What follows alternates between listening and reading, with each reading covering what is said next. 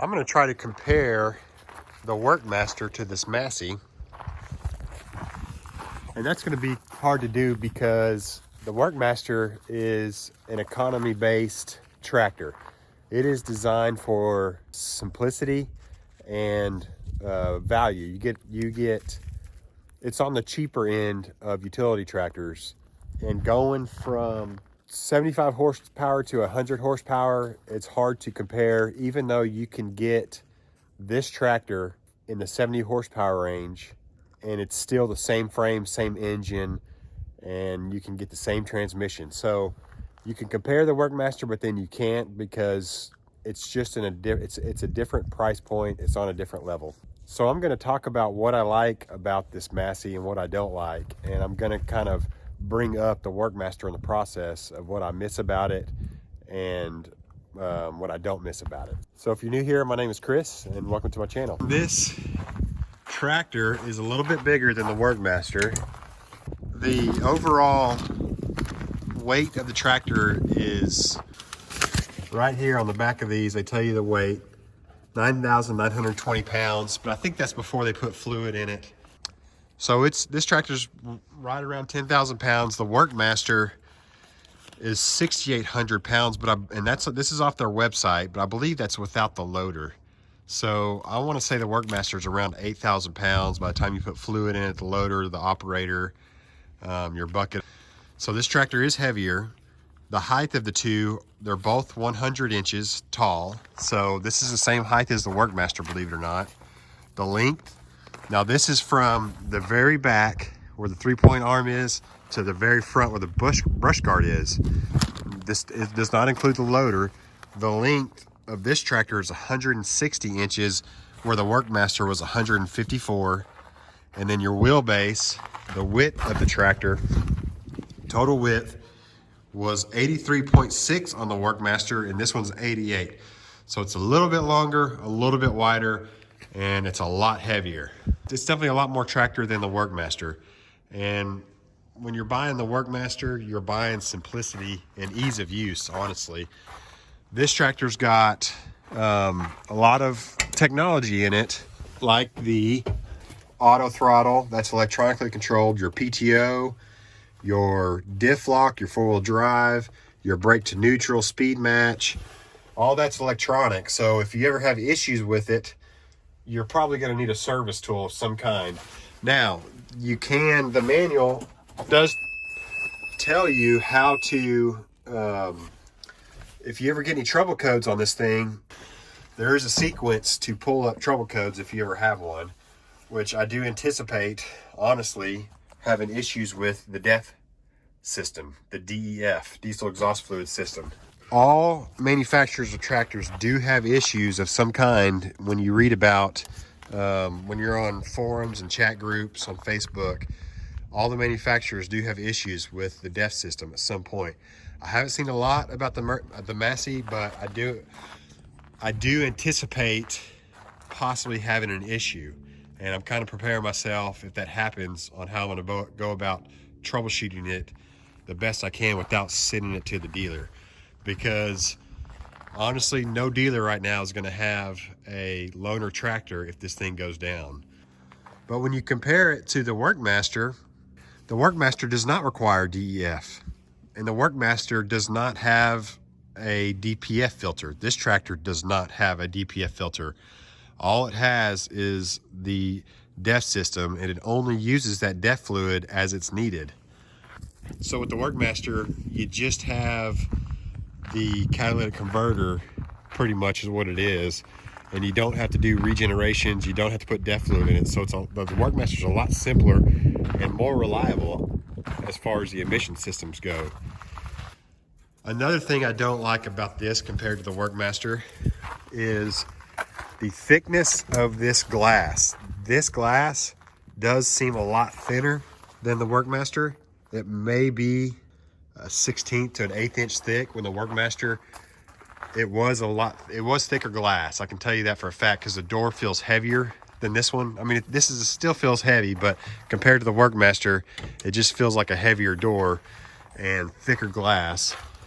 And the downside of that is when you're in the tractor and you're mowing, you're cutting hay, and you hit rocks, it's going to shoot rocks up at the glass. So out of nowhere, you hit a rock, you don't know it until it's bouncing off the glass, and it scares the living daylights out of you. But you start looking around to see if your glass is busted or cracked. So that's a downside when comparing this to the Workmaster, is the thickness of that glass. Hopefully the price of the glass is cheaper than the Workmaster, being that it's thinner and easier to replace, if that happens. Another thing I don't like when comparing to the Workmaster is the loader. This loader, it does have more lift capacity than the Workmaster, but look how much higher it sits up. The Workmaster loader sits flush with the hood, so your overall view out here is more restrictive than the Workmaster. Let me just point out that I am comparing this tractor, not the 4708 or the 4707. I don't have a 4708 or a 4707 to discuss. I'm just talking about going from the Workmaster 75 that I had for 2 years to this 4710. So the 4707 doesn't require DEF, but I'm not talking about those. I'm talking about this 4710. This should be the last thing I do not like about the Massey. It's not bad, but it's not good either. The Workmaster, with your 3-point arms, when you swing them out, it had this pin that you could pull out to swing them, but there were holes all through the arm, so you could swing it around, set your pin in when you're hooking up your implement. This tractor, you have to pull that pin and then you have to turn it into place. Now, it does move fairly quickly. It's not a fine thread rod or anything. It's pretty coarse, so the arm does move fairly quickly, but I'm just not a big fan of that. The good thing about that, though, I will say, is with the Workmaster, when you put your pin in it, it still had a little bit of slack. So it still kind of wiggled like that back and forth. This one, when you thread it into place, it stays solid and it does not move with this pin when you pin it back in. So with this being more solid, your implement that's on your 3-point won't sit there and kind of rattle back and forth as easy. Now that I've got all the things I don't like about it, let's start talking about the good, and it's quite a bit. So back here in the back, this is your sight glass for your oil reservoir. You do not have to pull a dipstick, so that is awesome. Your 540 and 540E selectors back here in the back. So when you're hooking up and you know you're gonna run 540E, you can just move your lever from 540 to 540E. Another thing about the PTO is the switch. When you have your switch all the way down, that engages the PTO brake. So when the tractor is running, you cannot turn that PTO shaft by hand when you're hooking up an implement. If you have the switch in the middle position, the brake is disengaged, the PTO is off, so then you can turn the shaft by hand when hooking up an implement, and then of course, all the way forward, your PTO is engaged. So I'm probably always going to keep it in the middle position so I can turn that shaft by hand when I'm hooking up my PTO shafts. So that's nice. I like that the 3-point cylinders back here are exposed. Of course, when you get into the larger tractors, they're all like that. They're all external cylinders. I like that there's buttons back here on the back. There's no grease points on the axles like the Workmaster had. I guess it's all oil bath, the bearings in there. I like how the step can flip up and get out of the way and it won't catch on anything. Of course, this step, when it's down, it does kind of protrude outside the tire a little bit. The Workmaster, it did not. So if the step's down and you're running close to a fence, I guess you could snag it if you don't rip your mirror off first. And I just keep this down because I open this door a lot, and when it's open, I'm always flipping the step down. I like that it's got mid-mount work lights here. They've got hose protection on the hose. This loader is awesome. There's a lot of stuff you can do with this loader. It's made by Quickie, and Quickie makes these for New Holland and I think Findit. When you go to take the loader off and you hook it back on, these automatically engage when you're hooking your loader back up, which I think that is great. It's got flat face quick connects here. These are for your third function, if you have a third function, which this does have a button on the joystick. So this is also for your soft drive suspension, loader suspension, and those wires run down under here. And when you go to add third function, you have to replace a valve, but the wiring is there. So you put the valve on it, put your fittings on it, then you can have third function. Another thing I do like is the soft drive. It makes a world of difference. It really does take the bounce out of that loader. The accumulator ball is actually inside here. Let me see if I can open the other side. I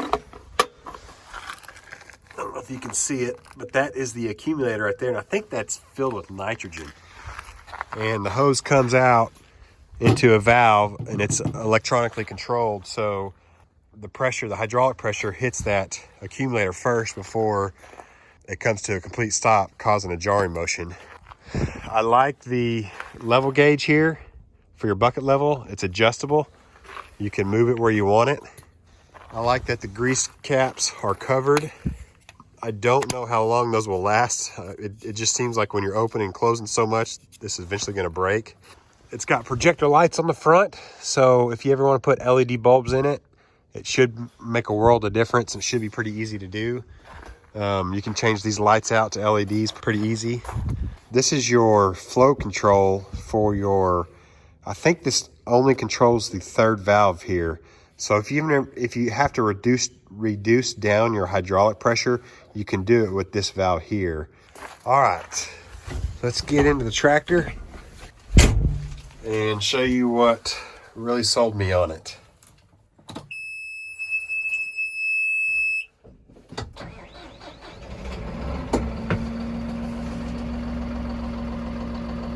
Now, let's show you the brake to neutral. Let me disengage the parking brake.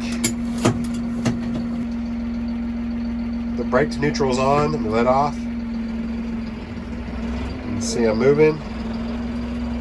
Hit the brake. Didn't even have to touch the clutch. I think that is awesome, because when you're making a round bale and it's ready to be wrapped, you just hit the brake, let it do its thing, let off, and get going again. So I think that is huge for this tractor. Another thing I like is the 24-speed transmission. Let's put it in third gear. I'm in low range. I'll bring it up to 540 PTO RPM. So I'm going to switch to high range here, and I'm doing 1.7 miles per hour. If I want to bump up the speed a little bit, switch. Now I'm doing 2.1, so I bumped it up about 4 miles per hour. I'm going to bring it back down,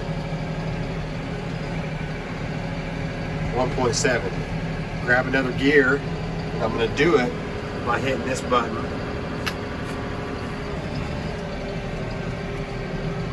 I'm doing 2.2 miles per hour. I'm going to switch to high range. Same RPM, but I'm doing 2.8 miles per hour. So I think that's a big deal. I'm excited about it. I can't wait to start making hay again with it. This switch right here is for speed matching, and that basically just shifts the high-low range for you when you're switching gears. It automatically puts it in whatever range it needs to be in if you're downshifting or upshifting. Another thing I like about the tractor is how many vents there are. There's quite a bit of vents. There was a lot in the Workmaster, but these front vents, if you want to defrost the windshield, you can turn them where you need it. The Workmaster just had a slot, and you could not shut off that front vent. So if you wanted more airflow back here in the back during summertime to blow on the back of your neck or your body or whatever, you can close these off. So I like that. It does have the auto throttle. The higher horsepower Workmasters do have the auto throttle. I think that's going to be convenient and nice. Let me point out what I have coming for it. I ordered the dust covers, the hard plastic dust covers that flip up, and they also have an oil drain, so when you disconnect, the oil doesn't pour out all down the bottom here. It goes into a drain and catches in a bottle down here. So I'll show that. DLH Farms, I think, installed one already, but I'm still going to do a video on it. I'm thinking about ordering this switch right here. I went on AGCO's parts website, and you can get this switch and the wiring harness for it, and that will operate your 3-point arms with the flip of a button. I guess it's similar to the Lift-O-Matic feature that was in the Workmaster, except the Lift-O-Matic was cable operated. This would obviously be electronically operated, which is how this is controlled electronically to the 3-point arms. But that's more of a luxury item. I think it's around $150 for the switch and the harness. To me, it's not justifiable, but I think it would be great content for a video in case some of you are interested in adding that to your Massey. If you do a lot of 3-point work with your tractor, that would be handy to have. The cab size of this tractor is bigger than the Workmaster. Whenever I'd be in the tractor all day, I'd stick my feet out like this when I was making hay or cutting or whatever, just kind of stretch out. And I'm 6'2", the bottoms of my foot would rest on the pillar like this. And you can see how far the pillar is from my foot. So the cab is bigger in this Massey than it is in the Workmaster. I think I've heard this is the largest cab in the utility tractor lineup of all manufacturers, but I can't verify that. It is the 3-cylinder diesel. The belt is very easy to get to. And I will point out that I did have to change this belt because it was making noise. I bought this tractor from Three Rivers Equipment out of Granbury and told them this belt was squeaking, and I did everything I can to try to get the squeak to go away. Well, they went ahead and shipped me a belt, and I threw it on there. So that was great that they didn't make me haul the tractor up there. So it's pretty easy access to get to everything. That's a good thing about this. I mean, there's the starter, there's the oil filter, and stop. Your fuel filters are over here, so that's really easy and convenient compared to the Workmaster. The Workmaster's things are a little bit tighter to change. Air cleaner and battery, just like the Workmaster was. And here is your dipstick. That's a heck of a lot easier. The Workmaster, the dipstick was down here behind the frame, so it's a little bit more difficult to check. A downside about this that I'm not looking forward to is this is the only way to clean out your CAC cooler, your radiator, and your air conditioning condenser is this screen. It is nice to have a screen. The Workmaster had a screen, but all this back here is sealed if you want to blow out any of this. I'm gonna have to unbolt this here and take this cover off to get back there to blow it out. So before I end the video, let me just point out that I get asked all the time if I would buy the Workmaster again after owning it and having trouble with it in the beginning. If you follow my channel, in the first 100 hours of owning the Workmaster, it had a major breakdown with the 3-point system. And I get asked all the time if I would buy the tractor again. And my answer is yes, I would buy the Workmaster 75 again. If I was looking for the same horsepower and I was on the same budget, I would absolutely buy it again. I had a lot of confidence in the tractor after it was fixed. It never let me down. I did have a little bit of trouble with the Pto Not Disengaging. It's documented in one of my videos, and it was just a quick fix.